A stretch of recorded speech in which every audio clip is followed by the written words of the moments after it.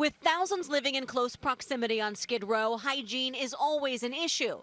But with an official outbreak of hepatitis A, it's now a necessity. Kate Steinle was fatally shot in 2015 by a repeat felon and 5-time deportee who was shielded by the city's sanctuary policy. The stench of urine and feces is strong. Welcome to one of San Francisco's newest tent cities. Authorities are certain they would have arrested 800 more immigrants, but Oakland's mayor issued a statement over the weekend warning of the raids. California matters. It's our biggest state. It's the leading edge of everything. Victor Davis Hanson is a lifelong resident of the state. He's a senior fellow at the Hoover Institution. He joins us tonight. Mr. Hanson, thanks a lot for coming on. You described the economic distribution of California recently as medieval. What does that mean?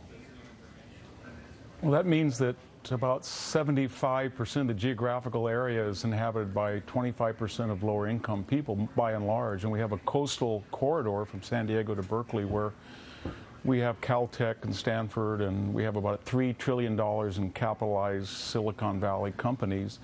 And this is where all the policy is made. And these people who make it, the lawyers, academics, politicians, are never subject to the ramifications of their own ideologies because they have such wealth. And so California is a medieval society in the sense that we have the highest basket of gasoline sales and income tax, but we rank 45th in school test scores, 49th according to Forbes in infrastructure, among the highest kilowatt rates in the nation. Our gasoline tax is going to be the highest.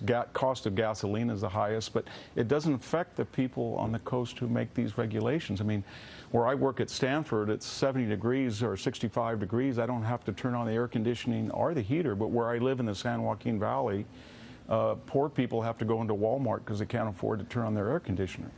So people in this medieval society on the coast, they don't believe in water transfers for agriculture and for poor people, but they surely do for the artificial landscapes in the Bay Area, whether it's Hetch Hetchy or the California Water Project. So that attitude it sort of reverberates throughout California, and it's a dysfunctional state because of that. There's the middle class, about 4 or 5 million people have left.